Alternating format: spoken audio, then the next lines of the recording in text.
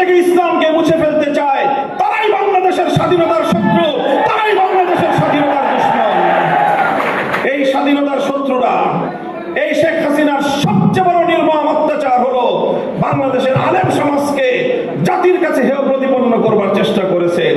যতজন আলেমকে তারা ফাঁসি কাস্টে ঝুলিয়েছে, যতজন আলেমকে নির্মম অত্যাচার করেছে, প্রত্যেকজন আলেমের সঙ্গে এমন নির্দয় আচরণ করেছে এবং তাদের চরিত্র হননের এমন জঘন্য আচরণ করেছে। ফেরাউন কারণ নমরুদ যে আচরণ করেছিল, শেখ হাসিনা সেই আচরণ করেছে।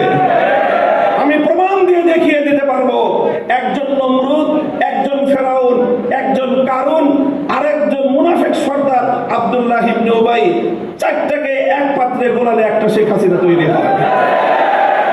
এই জন্য শেখ হাসিনা এবং তার প্রেতাত্মাদেরকে বাংলাদেশের রাজনীতিতে আর কোনোদিন পুনর্বাসিত হতে দেওয়া যাবে না। যে কোনো মূল্যে সেটাকে রুখে দাঁড়াতে হবে আমাদেরকে।